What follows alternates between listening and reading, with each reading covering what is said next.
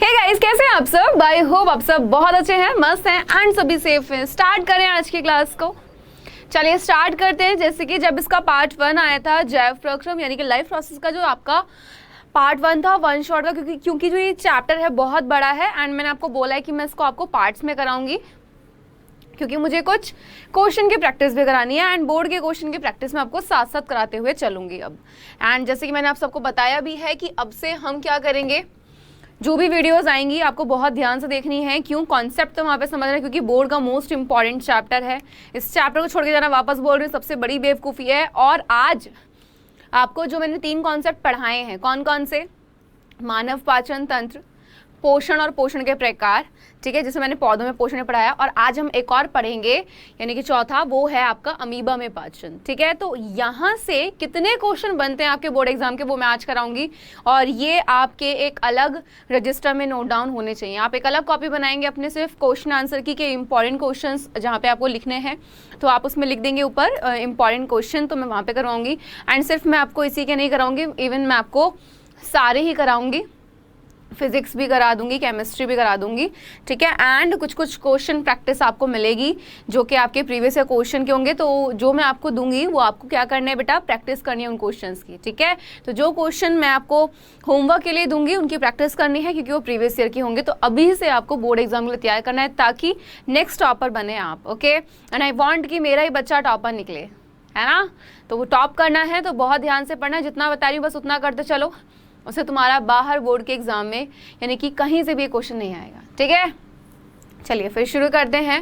And मैंने आपसे बोला था कि जो मैंने पिछली क्लास ली थी, तो मैंने उसमें एक चीज़ बोली थी कि आप इसको क्या कर सकते हैं, इस कॉन्सेप्ट को, यानी कि जो मैंने कॉन्सेप्ट पढ़ाए थे, जितने क्वेश्चंस मैंने बताए थे, मैंने बोला था आप मुझे करके दिखाइएगा। एंड बहुत सारे बच्चे क्वेश्चंस मेरे पास आए कि मैम कहाँ पे भेजना है। तो जी साइंस का आपका इंस्टा पे अकाउंट है, ठीक है, तो पूजा जी साइंस के नाम से इसका इंस्टा पे चैनल यानी कि आपका अकाउंट भी है, तो आप वहाँ पे होमवर्क करके भी भेज सकते हैं। ठीक है, एंड अगर कोई क्वेश्चन आता है तो इस सेशन के बाद आप मुझे क्या कर सकते हो, कमेंट भी कर सकते हो। ठीक, चलिए तो बढ़ते हैं आगे की तरफ। सबसे पहले आज के सेशन में जो मैं आपको पढ़ाऊंगी वो मैं आपको पढ़ाऊंगी अमीबा में पाचन। एंड देन अमीबा में पाचन के बाद आपको जो ये 4 कॉन्सेप्ट है, इन सभी के क्वेश्चन आंसर, इवन लॉन्ग हो, शॉर्ट हो या फिर ऑब्जेक्टिव, कहाँ से क्या क्वेश्चन निकले हैं वो मैं कराऊंगी। तो क्वेश्चन प्रैक्टिस आज होने वाली है, बहुत ध्यान से आज की क्लास को आप लोगों को देखना है। ओके बच्चा, चलिए तो स्टार्ट करते हैं अमीबा में पाचन। सबसे पहली बात यहाँ पर आती है अमीबा। पाचन तो हमें वैसे ही क्लियर हो चुका है ना बेटा, पाचन क्लियर हुआ। तो बात क्या है कि मैम आखिर ये जो अमीबा है ना, ये होता क्या है, क्या होता है? तो जीव जो होता है, अगर मैं आपसे जीव की बात करी हूँ, जीव बेटा आपके 2 तरीके से होता है।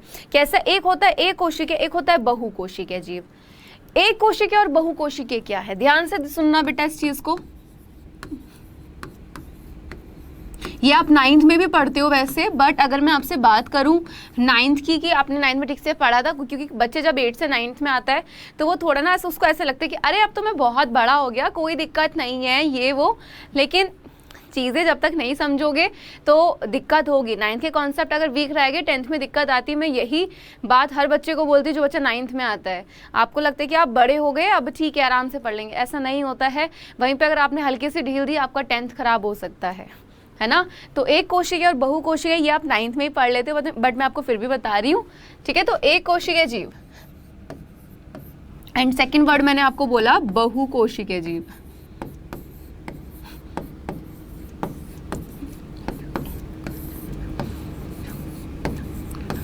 ठीक है, एक कोशिकीय वो होते हैं जिनका शरीर एक कोशिका से बना है, बहुकोशिकीय होते हैं जिनका शरीर एक से ज्यादा कोशिका से बना है। लेकिन ना यहाँ पे एक पॉइंट आया है, क्या सिर्फ मैम एक कोशिका से बने हम यही बोलेंगे? मैं बोलूंगी नहीं बेटा, एक कोशिकीय जीव का मतलब सिर्फ इतना ही नहीं होता है कि वो जो जीव है उसका शरीर एक कोशिका से बना है। वो जो जीव है उसके शरीर में जितनी भी क्रियाएं हो रही हैं वो एक ही कोशिका में हो रही हैं। कैसे जानना है? देखो, एक कोशिकीय जीव का एग्जाम्पल अमीबा ही है। अब पता लगा मैंने ये चीज क्यों बताई। अमीबा जो है वो कैसा जीव है? एक कोशिकीय जीव है। एक क्वेश्चन आपका यहाँ से बन जाता है कि अमीबा जो है वो कैसा जीव है। तो अमीबा जो है वो एक कोशिकीय जीव है, और साथ ही साथ याद रखिएगा क्या एक कोशिकीय तो है, लेकिन ये प्रोकैरियोटिक नहीं है, ये यूकैरियोट्स में आता है। अगर 9th में चैप्टर पढ़ा हो ध्यान से जीवों में विविधता, तो ये वहां पे बताया गया था, है ना।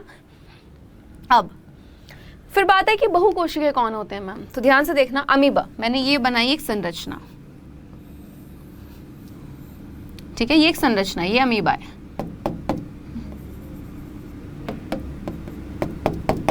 ठीक, अभी आपने देखा भी था यहाँ पे कुछ इस तरीके से होता है। अब बहुकोशिकीय में कौन आते हैं, जैसे हम लोग ही आते हैं, है ना, हम लोग ही आ जाते हैं इसमें। तो अब मैं यहाँ पे बात कर रही हूँ किसकी, अपनी। तो आप सोचो अगर मैं खाना खा रही हूँ, हम लोगों ने खाना खाया, तो हमारा कौन काम कर रहा है, डाइजेस्टिव सिस्टम। मैंने बोला हम श्वसन की क्रिया कर रहे हैं, कौन कर रहा है, श्वसन तंत्र काम कर रहा है।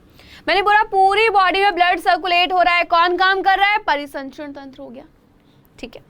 मैंने बोला शरीर से बेकार पदार्थों को बाहर निकालना है, कौन काम कर रहा है, उत्सर्जन तंत्र हो गया।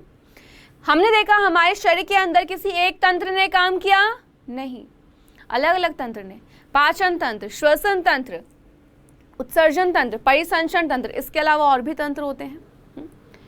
अब यहाँ पे बात आई कि ठीक है मैम, फिर ये आप क्यों बता रही हो तंत्र का, क्योंकि तंत्र किससे बनता है, अंगों से मिलकर। अंग किससे बनते हैं, ऊतकों से मिलकर। ऊतक किससे बने, कोशिकाओं से मिलकर। तो यहाँ पे किसी एक पर्टिकुलर अंग ने, यानी कि भाई पहले अंग तंत्र बने हैं, कोशिका ने ऊतकों को बनाया, ऊतक ने अंगों को, और अंगों ने अंग तंत्रों को बनाया, है ना। और एक अंग तंत्र, मैंने बोला बेटा मानव पाचन तंत्र है, क्या वो ये काम करेगा ब्लड को पूरी बॉडी में सर्कुलेट करने का, परिसंचरण का काम करेगा, हाँ या ना। तो सीधा जवाब होगा नहीं कर सकता, उसके लिए अलग तंत्र है, तो मानव परिसंचरण तंत्र, है ना।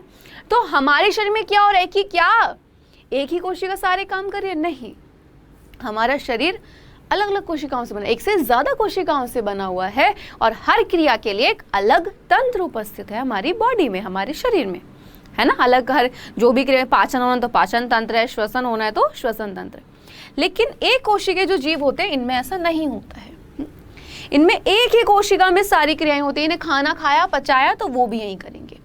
बेकार पदार्थों को बाहर निकालना है तो भी वो यहीं से करेंगे, परिसंचरण तो भी इसी के अंदर होगा, कोई नई चीज नहीं होगी।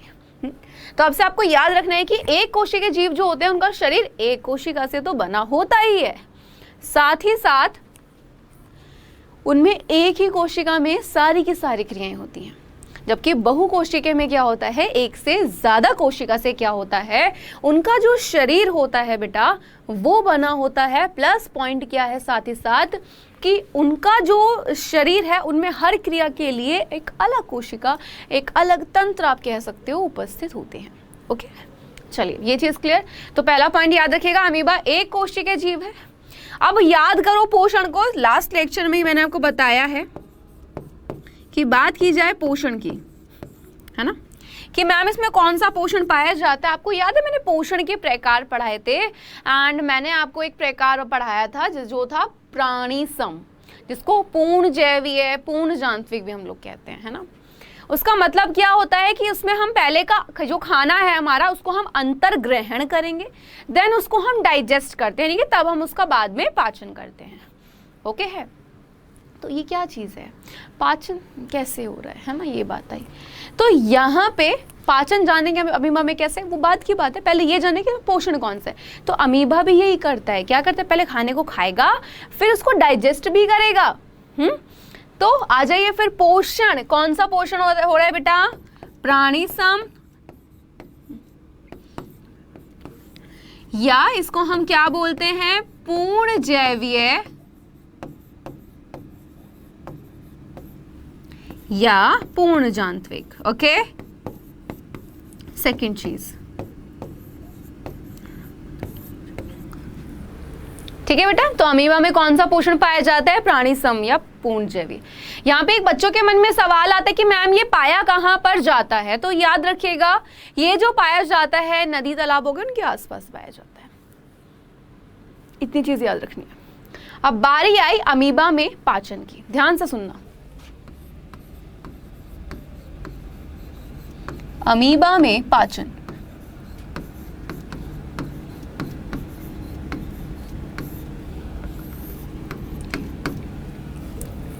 ठीक है, चलो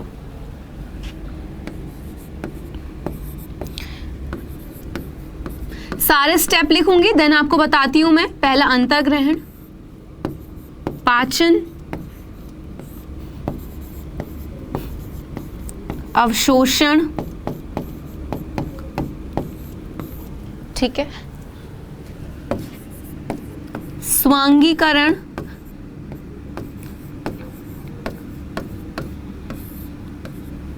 एंड नंबर 5 बहिक्षेपण।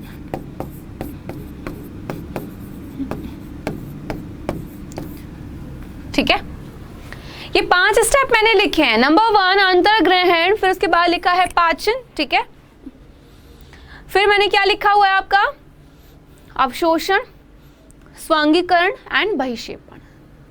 ये 5 स्टेप है बेटा यहाँ पे, है ना। इन 5 स्टेप में अमीबा का पाचन होता है पूरा। तो एक एक करके पढ़ेंगे और याद रखिएगा बेटा, इनको इसी सीरीज में ही आपको लिखना पड़ेगा। अगर आपने स्वांगीकरण पहले लिख दिया या फिर पाचन बाद में तो वो गलत हो जाएगा। क्यों? पहले खाना खाएगा, पाचित तो करेगा, सीधा बड़ा थोड़ी हो जाएगा, है ना बेटा। तो आ जाओ पहले वाले पे आ जाओ, ठीक है। नंबर 1 अंतर्ग्रहण, बहुत ध्यान से समझना, इंपॉर्टेंट क्वेश्चन लिखवाऊंगी बोर्ड वाले, मैं वापस बोल रही हूँ, सारे बोर्ड वाले इंपॉर्टेंट क्वेश्चन लिखवाऊंगी जिनकी प्रैक्टिस अभी से करनी है तुम्हें। टेस्ट तो मैं तुमसे लूंगी, टेस्ट तो होगा, ठीक है, लेकिन क्वेश्चन की प्रैक्टिस साथ साथ लिखते चलो ताकि बोर्ड एग्जाम में तुम टॉप कर पाओ। लास्ट के 2 मंथ में ही नहीं लगे रहना कि लगे रहो लगे रहो लगे रहो, है ना। उस टाइम थोड़ा कंफ्यूज ना हो। उस टाइम आपको जब जितनी बार मैं रिवीजन कराऊँ आप यही बोलो मैम टिप पे हो गया हमें ये चैप्टर। जब तक तुम लोगों के अंदर से मन से ये आवाज़ नहीं निकलेगी ना कि मैम टिप पर है, मैम पूछ लो कहीं से भी, ठीक है, उस दिन मैं मान जाऊंगी मेरा बच्चा रेडी हो गया है अपने बोर्ड एग्जाम में जाने के लिए। जब तक चैप्टर तुम्हारे, याद रखना, अगर बोर्ड में तुम्हें टॉप करना है, तुम्हारा चैप्टर जब तक तुम्हारी टिप पे ना, उंगलियों पे ना हो। मैं तुमसे पूछा बेटा ये क्या होता है, तुम्हारा जवाब आना चाहिए। मैंने पूछा ये क्या है, तुम्हारा जवाब आना चाहिए, ठीक है। जब तक ये चीज तुम्हारे अंदर ना आ जाए तब तक याद रखना कि तुम्हारी तैयारी पूरी नहीं है, ठीक है। जिस दिन तुम्हारे अंदर ये चीज आ गई, अरे मैम कहीं से ही पूछ लो, ठीक है, क्या आ गई, जिस दिन तुम्हारे अंदर ये चीज आ गई कि मैम कहीं से भी पूछो, तो उस दिन तुम ये मान लो तुम रेडी हो अपना बोर्ड एग्जाम देने के लिए, ठीक है। एंड ये चीज़ कब होगी, जब हम एक चीज़ को बार बार, अक्सर हम बोर हो जाते हैं, अरे मैम पढ़ तो लिया है, मैम क्यों पढ़ रहे हैं, अरे मैम आगे दूसरा चैप्टर करा दो, हम जल्दी करा दो। क्यों, क्या क्या क्यों करना है जल्दी जल्दी जल्दी, बस यही करना है।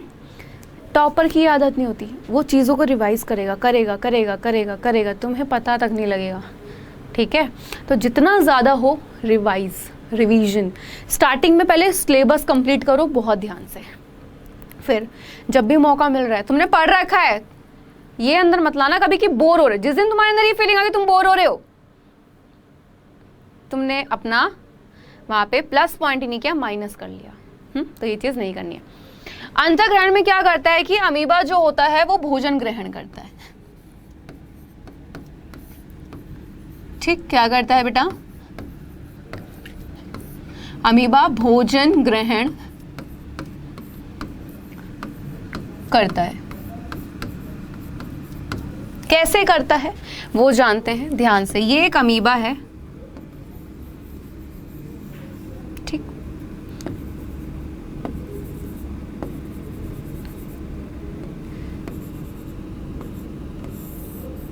ये देख रहे हो, ये छोटी सी डॉट है, ये होता है केंद्रक।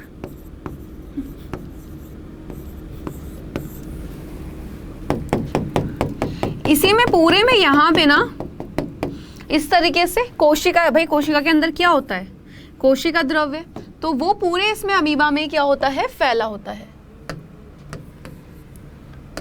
इसको इस तरफ लिख लेते हैं ताकि हम और नाम भी लिख पाए।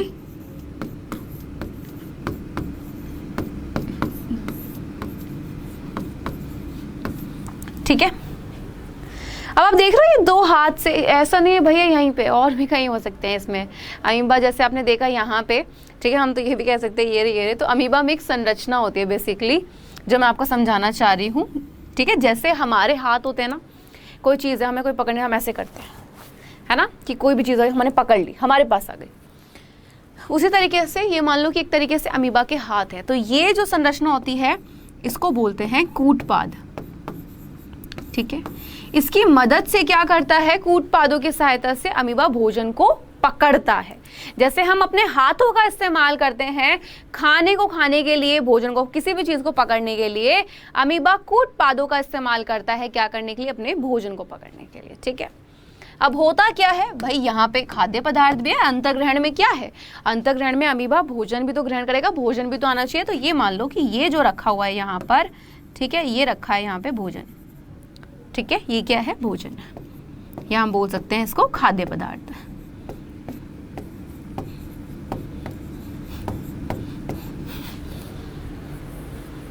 ठीक है, क्या है? खाद्य पदार्थ। ओके, चलिए अब खाने को पकड़ेगा, ठीक है, कूटपाद, लेकिन ये संरचना बदलेगी कैसे, किस तरीके से पकड़ेगा, तो वो हमें देखना है। तो होता क्या, आप देख रहे हो कि ये जो खाना जैसे इसके पास में है यहाँ पे अभी, तो ये जो कूटपाद है ये धीरे धीरे अभी यहाँ पर है, इस पोजीशन पे, ऐसे मान लो। अभी दिख रहा है तुम्हें? क्लियर दिख रहा होगा, अभी दिख रहा है क्लियर ऐसे। ठीक है, अब ये क्या करेगा, जैसे खाना इसके पास है, इन हाथों को इस तरीके से फैलाएगा फैलाएगा फैलाएगा फैलाएगा और उसको बंद कर लेगा और अंदर की तरफ ले लेगा। तो ये जो खाना था, ये हाथ इसने यहाँ से बढ़ाए बढ़ाए बढ़ाए बढ़ाए और बंद कर लिया इसको, और खाना कहाँ आ गया? अब अंदर की तरफ आ गया। ठीक है, क्लियर है। और जैसे ही खाना अंदर आ गया, क्या शुरू होता है वहां पे? पाचन। और सेकंड स्टेप हमारा पाचन का ही आता है।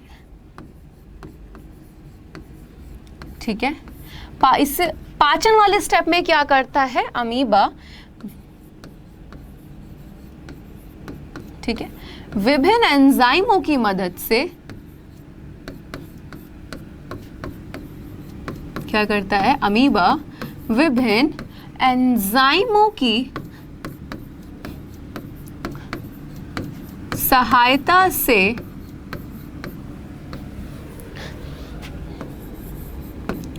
भोजन का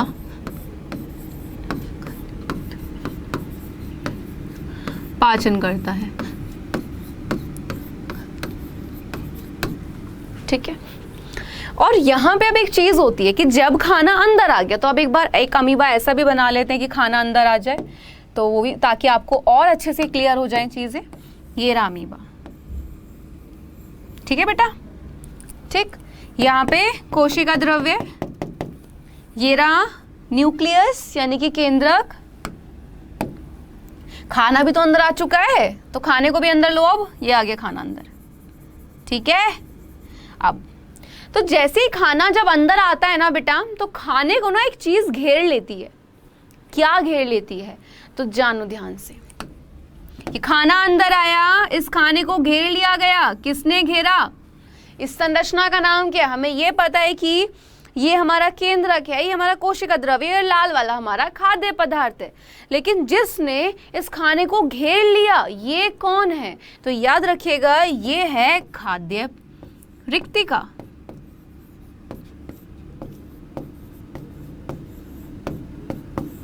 ठीक है, और इसको जाना जाता है अस्थायी आमाशय के नाम से। किसके नाम से? इसको जाना जाता है अस्थायी आमाशय के नाम से। ओके, अस्थायी आमाशय क्यों? हमें पता है आमाशय तो स्टमक होता है, पेट होता है। तो ये यहाँ पे क्या है फिर? ये अस्थायी आमाशय क्यों बोला है? क्योंकि ये फिक्स नहीं होता, परमानेंट नहीं होता है। यानी कि जैसे मेहमान होते हैं ना थोड़े टाइम समय के लिए, वो तो कुछ और ही लेवल के मेहमान होते हैं जो आ जाता है लंबे समय के लिए, उनसे तो भगवान ही बचाए है ना। तो यहाँ पर ये जो हमारा खाद्य रिक्तिका है, ये ज़्यादा लंबे समय के लिए नहीं बनती है। जैसे ही बेटा खाना अंदर आता है, ये बन जाती है रिक्तिका इस खाने के चारों तरफ, और इसी के अंदर ये विभिन्न एंजाइमों की मदद से क्या होता है, ये जो खाना है इस खाद्य पदार्थ का पाचन होता है। ठीक है, क्या होता है? विभिन्न एंजाइमों की मदद से इसी के अंदर क्या होता है बेटा? पाचन होता है। ठीक है, अब यहाँ पे खाना पचेगा पचेगा पचेगा। और ये खाद्य रिक्तिका कैसी है? अस्थायी आमाशय, यानी कि ज्यादा देर के लिए तो ये बनी ही नहीं है। अब ज्यादा देर के लिए नहीं बनी तो फिर तो याद रखिएगा कि ये कब गायब होगी? जैसे आपका तीसरा स्टेप आया, कौन सा वाला बेटा? आपका अवशोषण। ठीक है, ठीक है, अवशोषण। अब क्या होगा? क्या होगा? यहां पे खाद्य रिक्तिका गायब हो जाती है।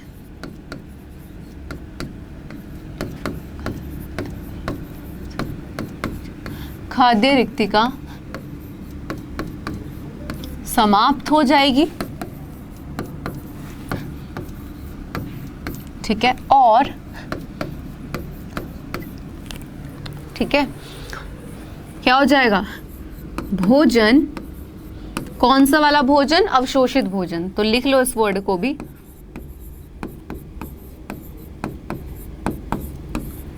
ठीक है।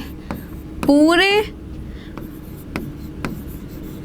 अमीबा के, यानी कि इसको इस तरीके से पॉइंट को लिखो कि अवशोषित भोजन अमीबा के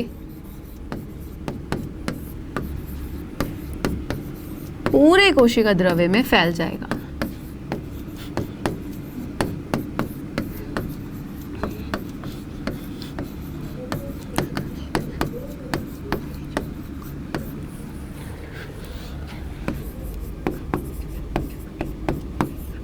ठीक है, क्लियर है बेटा।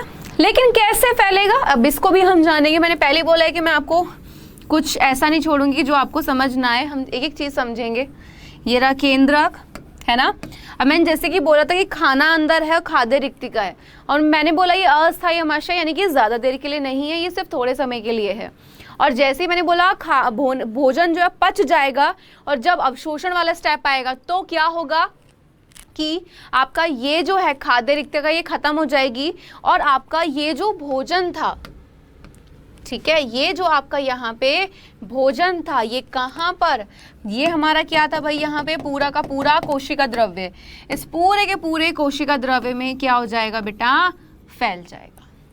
ठीक है, जैसे हम लोग खाना खाते हैं, हम लोगों ने खाना खाया, अब खाना खाया वो हमारी पूरी बॉडी में क्या होता है भाई, जाएगा, हमें ऊर्जा चाहिए कि कोशिका को, ठीक है। तो यहाँ पे अवशोषण हो गया। नेक्स्ट स्टेप बेटा फोर्थ पे आ जाता है आपका कौन सा, स्वांगीकरण। ठीक है, स्वांगीकरण में क्या होता है बेटा, अमीबा वृद्धि करता है। क्या करेगा, अमीबा वृद्धि करता है, और जनन की क्रिया भी इसी स्टेप में करता है वो, तो अमीबा वृद्धि करता है, लिख लीजिए। ठीक है, बहुत सिंपल तरीके से। तो स्वांगीकरण के स्टेप में क्या किया, अमीबा वृद्धि करता है। एंड लास्ट स्टेप होता है बेटा आपका बहिक्षेपण। ठीक है, बहिक्षेपण में क्या होता है, अमीबा बेकार पदार्थों का, और साथ साथ आप कह सकते हो अपाचित भोजन जो पचा नहीं है, बेकार पदार्थ का उत्सर्जन करता है। ओके है, उत्सर्जन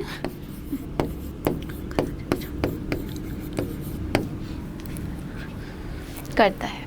ठीक है, चलिए, तो यहीं पर अब कैसे कि किस जगह से करेगा, तो मैंने बोला बेटा ये अमीबा था हमारा, ठीक है, ये रहा केंद्र, खाना पूरे में फैल ही चुका है, ये रहा कोशिका। अब ये चाहे यहाँ से यहाँ से यहाँ से, कोई फिक्स जगह नहीं है, कहीं से भी ये फटेगा और जो बेकार पदार्थ है उनको बाहर निकाल देगा, सिंपल।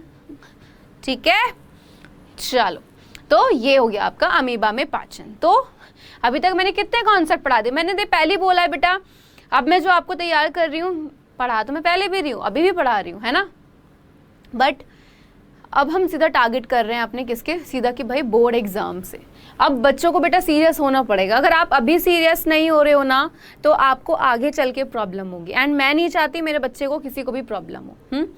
मैं आपको देखो बहुत सारे कॉन्सेप्ट मैंने पढ़ा है, आपको लगेगा कि मैम ये तो हमने पढ़ा है, फिर मैं वापस पढ़ाऊंगी, आप बोलेंगे हमें ये भी लग रहा है हमने पढ़ा है, हम बार बार क्यों पढ़ रहे हैं, पढ़ना ही तो है ना, एक साल यही करना है, हमें चीज़ों को समझना है।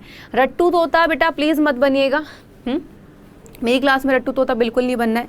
आपको एक बार में चीज़ नहीं समझ आई, या मुझसे एक बार बोलो कि मैम एक बार और समझा दो, नहीं आती है समझ मुझसे बोलो, लेकिन मुझसे बोलने से पहले एक बार ये देखना कि क्या आपने पूरे लेक्चर को ध्यान से सुना था, क्या आपने पूरे लेक्चर को ध्यान से देखा था, एंड ये चीज़ भी ध्यान रखना कि क्या फोकस के साथ पढ़ाई करी है, नहीं करी तो एक बार मैम से पूछने से पहले मैं खुद वीडियो देखूंगा, क्योंकि मेरी गलती थी शायद, है ना, मैंने ध्यान से नहीं देखी, ये हो सकता है। जब आपको लगे कि नहीं मैंने ध्यान से समझा है, मैंने तो बहुत ध्यान समझा है, मैम से पूछता हूँ मैम मुझे ये वाला पार्ट क्यों नहीं क्लियर हो रहा, तब आप मेरे पास आओ कि मैम ये चीज़ अब क्लियर नहीं हो रही है, क्योंकि मैंने पूरे फोकस के साथ भी पढ़ा है, मैंने 2-3 बार इस वीडियो को भी देखा है, बट पॉइंट ही नहीं समझ आ रहा। देन आप मुझसे बिल्कुल आके पूछो, बेफिक्र होके पूछो। कैसा भी डाउट है मेरे बच्चे, किसी भी तरीके का डाउट है, सीधा आ जाओ। अभी गलती करोगे, अभी मुझसे डांट खा लोगे, है ना, कुछ भी है, अभी पूछ लोगे। इंसान ना गलती करके सीखता है। ये गलती तुम यहाँ मेरे सामने करो चलेगा, बोर्ड एग्जाम में गलती नहीं चलेगी बेटा, है ना, बोर्ड एग्जाम में गलती नहीं चलेगी। एंड आई वांट कि आपका अक्टूबर नवंबर तक मैं आपका सिलेबस कंप्लीट करा के आपको मुझे क्या करवानी है, पूरी तैयारी करवानी है। कैसी तैयारी करवानी है? रिवीजन की, क्वेश्चन आंसर की, ऑब्जेक्टिव प्रश्न, लॉन्ग क्वेश्चन का आंसर कैसे लिखना है, शॉर्ट का कैसे आंसर देना है, यूपी का क्या पैटर्न है, बिहार का क्या पैटर्न है, राजस्थान का क्या पैटर्न है, ये सब चीज़ तुम्हें बतानी है। ओके है, क्लियर है? चलिए, तो अमीबा में पाचन यहाँ पे क्लियर। अब जो कॉन्सेप्ट मैंने अब तक तुम्हें पढ़ा दिया, मैं बताती हूँ बोर्ड से संबंधित कुछ प्रश्न क्या है यहाँ पे। तो प्रश्न आप लिखेंगे, कॉन्सेप्ट मैंने आपको समझाए हैं, आंसर भी आप मुझे बताएंगे। एंड याद रखिएगा, ऑब्जेक्टिव क्वेश्चन को मैं आपको 1 वर्ड की फॉर्म में लिख कर दिखाऊंगी। एंड एक चीज़ बोलूँगी, ऑब्जेक्टिव क्वेश्चन की प्रैक्टिस आप करते रहिए, लेकिन ट्राई करो कि 1 वर्ड की फॉर्म में करो। उससे क्या होता है बेटा, आपको 100% श्योरिटी होगी अपने आंसर की। 4 ऑप्शन दिखे आपको, आपने एक क्वेश्चन देखा, जब आपने क्वेश्चन देखा आपको पता है कि इसका आंसर ये है, 4 ऑप्शन देखे आपको आंसर मिल गया, आप 100% श्योर, आपको डर ही नहीं है गलत होगा, है ना। तो इस तरीके, तो अभी मैं पोषण के प्रकार, आपका पौधों में पोषण, मानव पाचन तंत्र और अमीबा में पाचन, ये जो कॉन्सेप्ट मैंने पढ़ाए हैं, इनसे रिलेटेड जो बोर्ड एग्जाम के लिए इंपॉर्टेंट क्वेश्चन है वो मैं यहाँ लिख रही हूँ। एंड आपका ये होमवर्क होगा कि आप मुझे इनके आंसर लिख कर दिखाएं ईमानदारी के साथ, ठीक है। एंड प्लीज़ अपनी एक अलग नोटबुक बना लीजिए, ठीक है। आंसर सभी के मैं बताऊंगी, बट आप मुझे लिख कर दिखाएंगे। आंसर मैं नहीं लिखूँ, मैं क्वेश्चन लिखूंगी सारे एक बार, फिर सबके आंसर भी आपको बताऊंगी, लेकिन कॉपी में आप लोग मुझे लिख कर दिखाओगे। आंसर मैं खुद से नहीं लिखूंगी यहाँ पे, ठीक है। चलिए, तो नंबर मैं 7-7 लिखूंगी। कितने मार्क्स का कौन सा क्वेश्चन रहेगा? सबसे पहला क्वेश्चन, पोषण किसे कहते हैं? परिभाषा लिखनी है इसकी,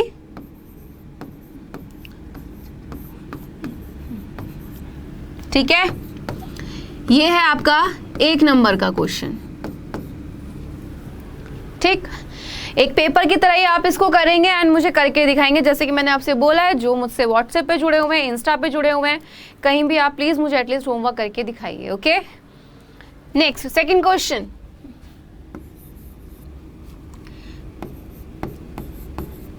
पौधों में कौन सा पोषण होता है? पोषण का नाम बताना है सिर्फ, डेफिनेशन नहीं देनी है। अभी लास्ट में सारे आंसर बताऊंगी, एक बार समझाऊंगी, देन आप मुझे लिखकर दिखाना। इसका फायदा आपको बोर्ड एग्जाम में दिखेगा। पहले बोल रही हूं, पौधों में कौन सा पोषण होता है?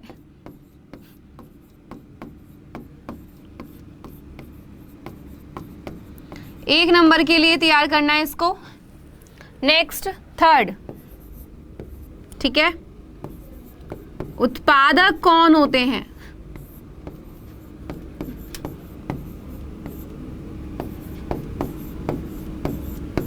अभी स्टार्टिंग में सारे क्वेश्चन लिखेंगे आप, ठीक है। सबके आंसर एक साथ ही बताऊंगी, 1 नंबर के लिए ये भी। नेक्स्ट, नंबर 4, जीवाणु तथा कवक में पोषण की कौन सी विधि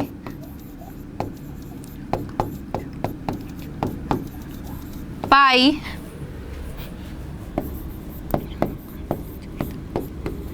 जाती है? 1 नंबर का, ओके। Next, 5th, अमरबेल। ये वो एग्जाम्पल है जो बोर्ड एग्जाम में बहुत बार रिपीट पर आए हैं। तथा जौंक में पोषण की कौन सी विधि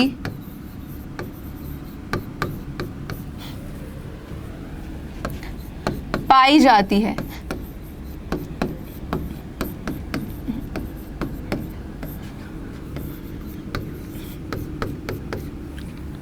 क्लियर है? नेक्स्ट क्वेश्चन, ओके, आ जाइए। अमीबा में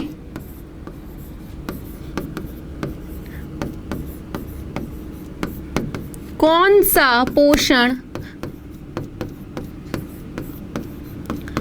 पाया जाता है?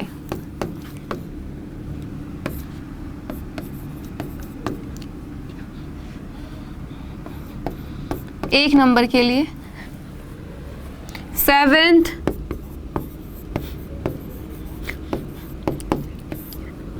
अमीबा कैसा जीव है?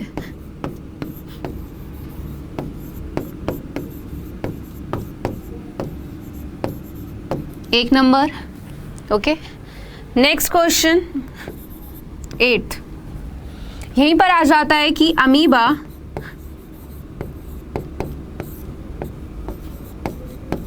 अपना भोजन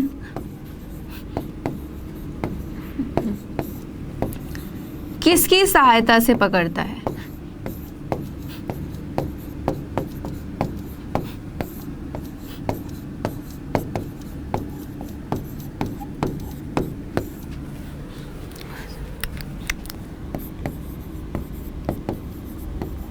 ठीक है, 9th पे अमीबा में पाचन का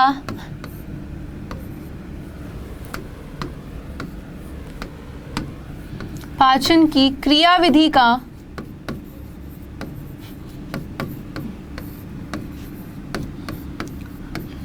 सचित्र वर्णन करें। ओके,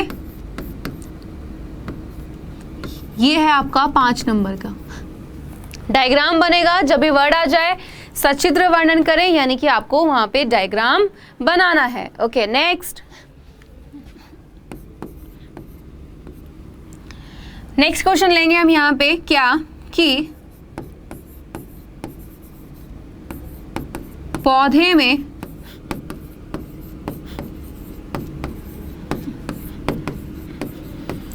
प्रकाश संश्लेषण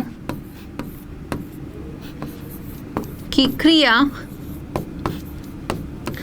कहाँ होती है?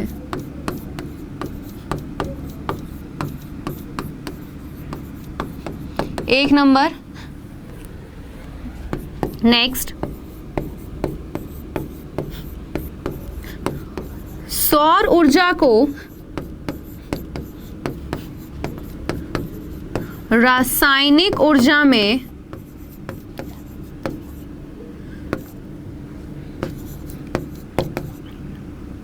कौन बदलता है?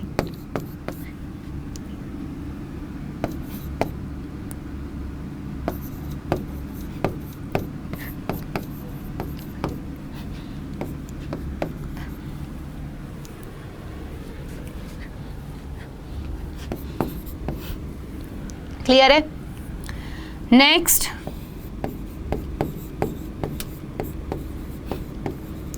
सौर ऊर्जा को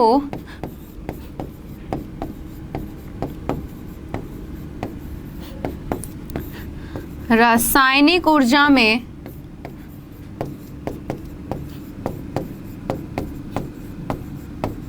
रूपांतरित करने वाली क्रिया कौन सी है?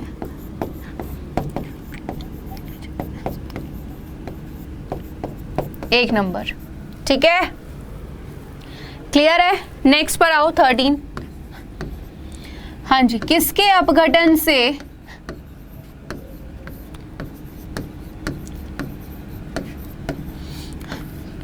O2 यानी कि ऑक्सीजन बाहर निकलती है? किस क्रिया के दौरान? प्रकाश संश्लेषण की क्रिया के दौरान। तो किसके अपघटन से O2 बाहर निकलती है?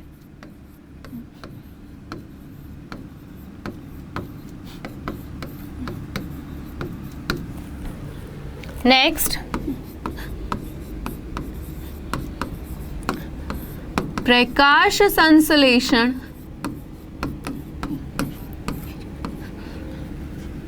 कि क्रिया में,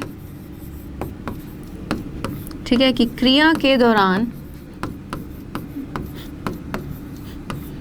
हमें किस गैस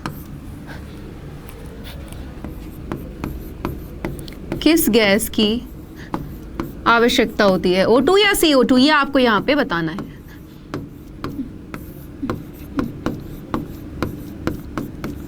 बेटा मैं बहुत फास्ट पढ़ाती हूँ, तुम्हें अभी मैं धीरे पढ़ा रही हूँ बेटा, लेकिन जैसे एग्जाम आएंगे ना तुम्हारी चेन्नई एक्सप्रेस बनाने वाली हूँ मैं, ठीक है, तो रेडी रहना उस चीज के लिए। चलिए नेक्स्ट 15th क्या हो जाएगा यहाँ पे, क्या आ जाएगा नेक्स्ट क्वेश्चन आपका, प्रकाश संश्लेषण से रिलेटेड है कि प्रकाश संश्लेषण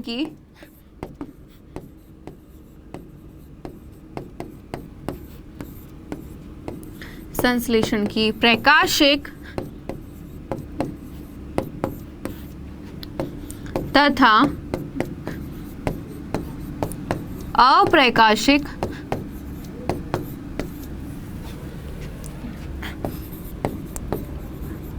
अभिक्रिया कहाँ होती है।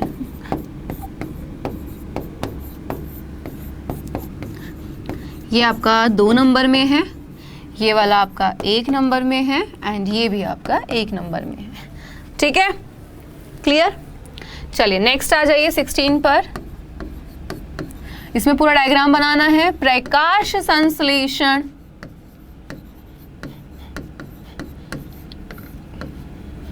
की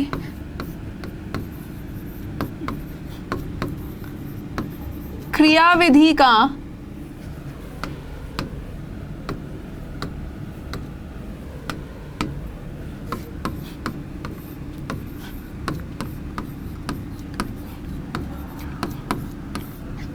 सचित्र वर्णन करो। पूरा डायग्राम कहाँ पर होती है, डेफिनेशन क्या है, किस तरीके से इसकी क्रियाविधि है, सब कुछ आपको मुझे बताना है, एंड ये 4 नंबर का है। ओके नेक्स्ट 17th, मानव पाचन तंत्र का सचित्र वर्णन करें। क्लियर। ये क्वेश्चन जो है किसी बोर्ड में 5 नंबर का आता है, लॉन्ग में आता है, किसी में 7 नंबर का आता है। तो मैं नंबर्स यहाँ पे नहीं लिख रही हूँ, मैं सीधा लिख रही हूँ कि ये लॉन्ग क्वेश्चन है, तो आपको मुझे उसी अकॉर्डिंग करके दिखाना है, क्योंकि किसी बोर्ड में 5 नंबर में लॉन्ग क्वेश्चन में आता है, किसी बोर्ड में 7 नंबर का। ओके चलिए नेक्स्ट 18th, ठीक है, पाचन कहाँ से प्रारंभ होता है।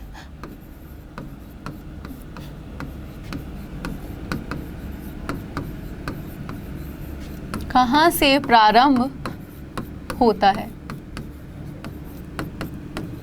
1 नंबर। नेक्स्ट, लार का श्रावण, ये ऑब्जेक्टिव में भी आएंगे। मैंने पहले बोला है ऑब्जेक्टिव क्वेश्चन में मैं 1 वर्ड की फॉर्म में ही लिखवा रही हूँ, क्योंकि अगर 1 वर्ड की फॉर्म में तैयार तुमने कर लिया तो चाहे वो मैचिंग में पूछे, फिल इन द ब्लैंक में पूछे, ट्रू फॉल्स में पूछे, ऑब्जेक्टिव में पूछे, 1 नंबर के में पूछे, तुम करके आओगे, और मुझे तुम्हें ऐसे तैयार कराना है, ठीक है। तो लार का श्रावण कहाँ से होता है।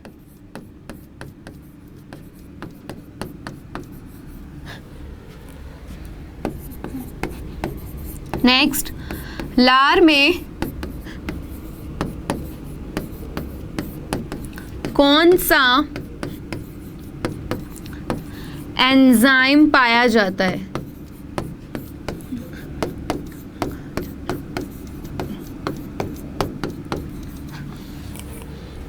ठीक है। नेक्स्ट 21, लार ग्रंथियों की संख्या कितनी होती है।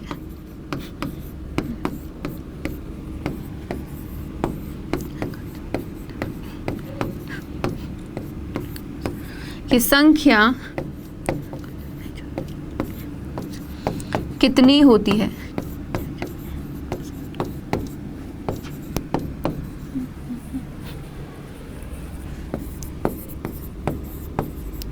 वयस्क मनुष्य में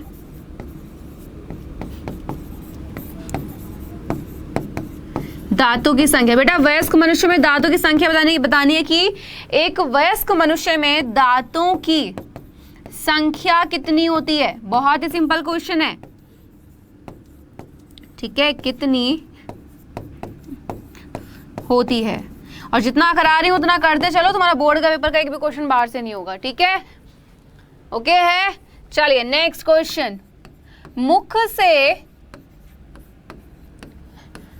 भोजन को, ओके, मुख से भोजन को आमाशय तक, क्लियर, मुख से भोजन को आमाशय तक कौन पहुंच जाता है।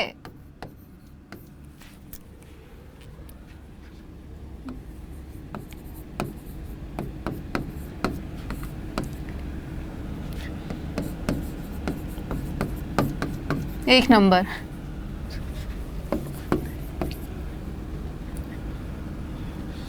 नेक्स्ट पर आ जाए। चलिए नेक्स्ट आपका यहां पर आ जाता है कि जठर ग्रंथि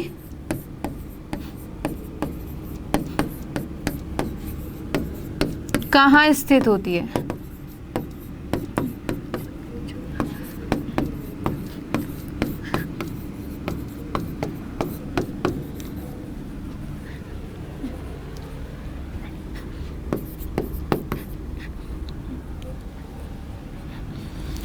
नेक्स्ट क्वेश्चन,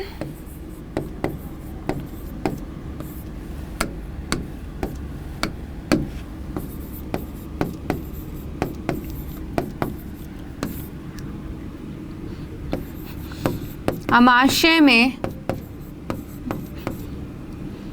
कौन सा अम्ल पाया जाता है।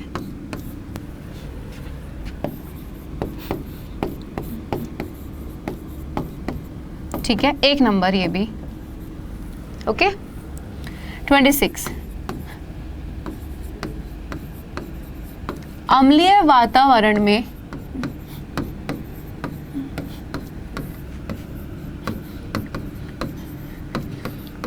कौन सा एंजाइम, ठीक है, अम्लीय वातावरण में कौन सा एंजाइम कार्य करता है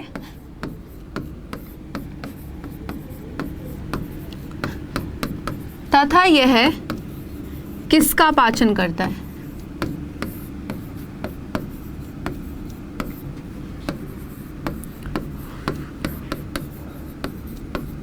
एक नंबर,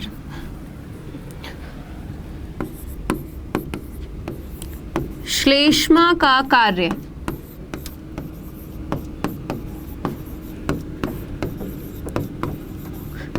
ठीक, श्लेष्मा का क्या कार्य है, ओके। नेक्स्ट 28, मानव आमाशय में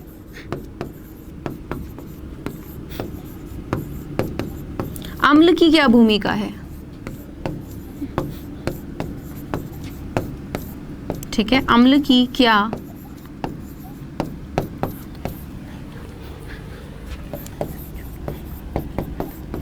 भूमिका है, ओके।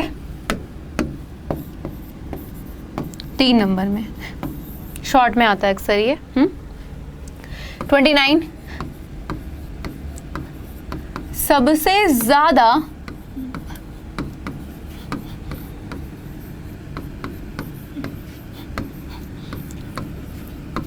भोजन का पाचन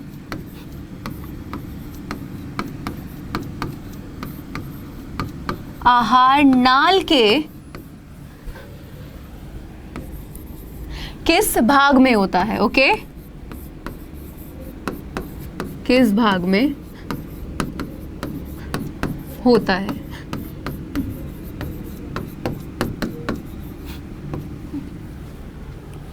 नेक्स्ट,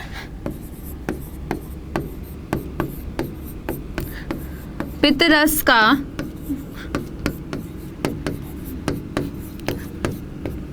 श्रावण कहां से होता है।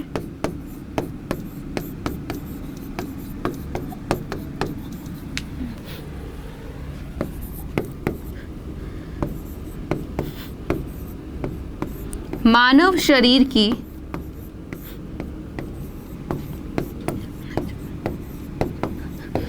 सबसे बड़ी ग्रंथि कौन सी है? ओके, नेक्स्ट आपका 32 पर लिखो।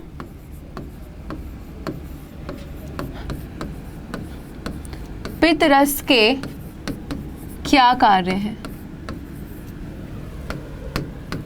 ठीक है, पित्तरस का क्या कार्य है? 1 नंबर। नेक्स्ट यहीं पर आपका आ जाता है कि इंसुलिन हार्मोन का श्रावण कहां से होता है?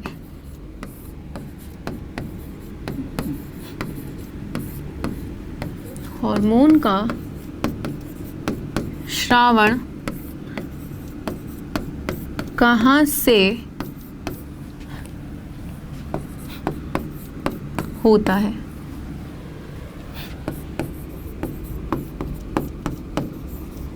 नेक्स्ट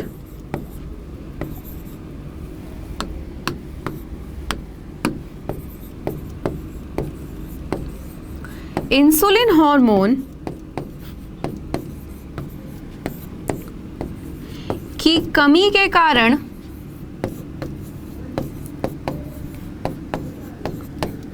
कौन सा रोग होता है?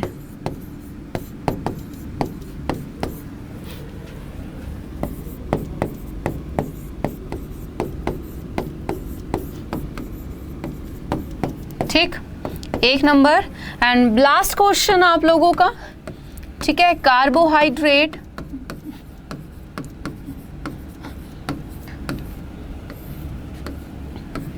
प्रोटीन और वसा का पाचन करने वाले एंजाइम कौन से हैं?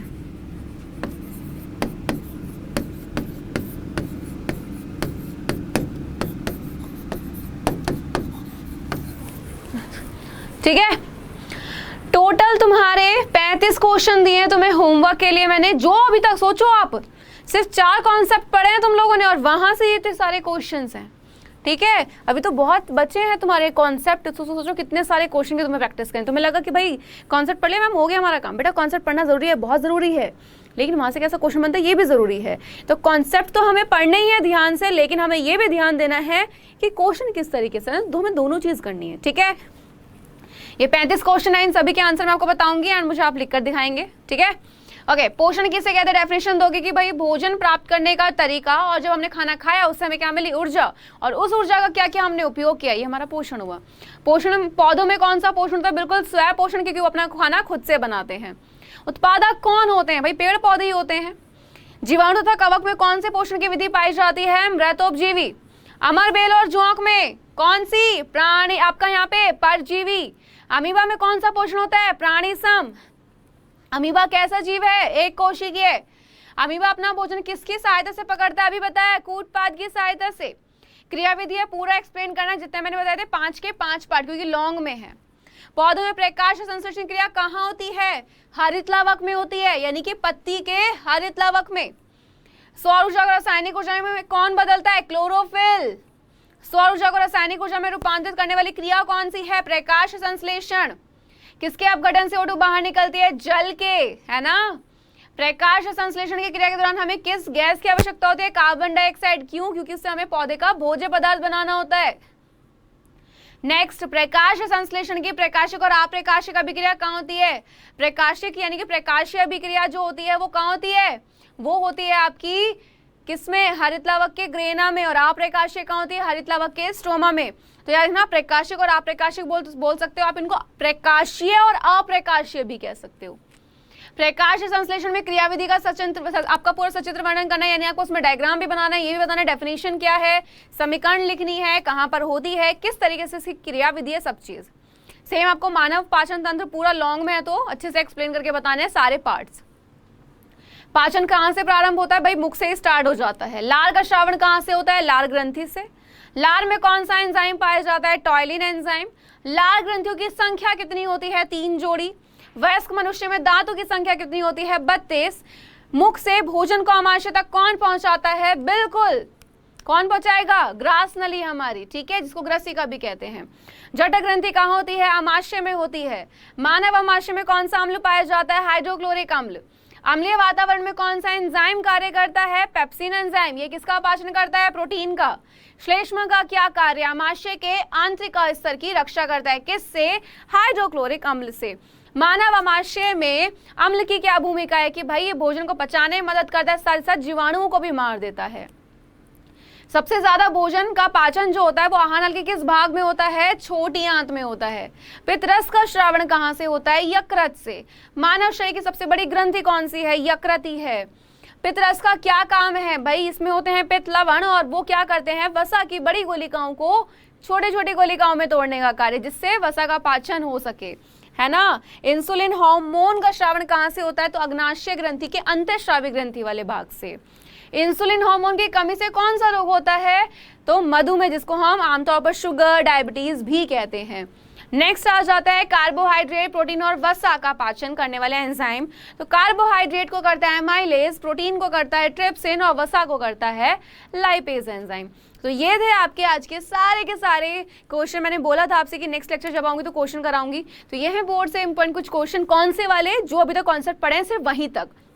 नेक्स्ट क्लास में न्यू कॉन्सेप्ट पढ़ेंगे, ठीक है, देन उसके भी ऐसे हम क्वेश्चन करेंगे। तो इनके आंसर मुझे लिखकर दिखाने हैं आप लोगों को, तो जल्दी से दिखाने हैं, ठीक है। तो आप मुझे कहीं भेज सकते हैं, व्हाट्सएप पे, इंस्टा पे, कहीं भी भेजिए प्लीज, बट मुझे भेजिए। एंड अगर आपका कोई क्वेश्चन है, कुछ भी आप कहना चाहते हैं, प्लीज इस क्लास के बाद आप मुझे कमेंट कर दीजिएगा। ओके, चलिए तो bye bye guys, take care, अच्छे से पढ़ते रहिए, क्योंकि टॉप करना है हमें, है ना। और आपको क्या बनना है? टॉपर बनना है, और मुझे आपको टॉप कराना है।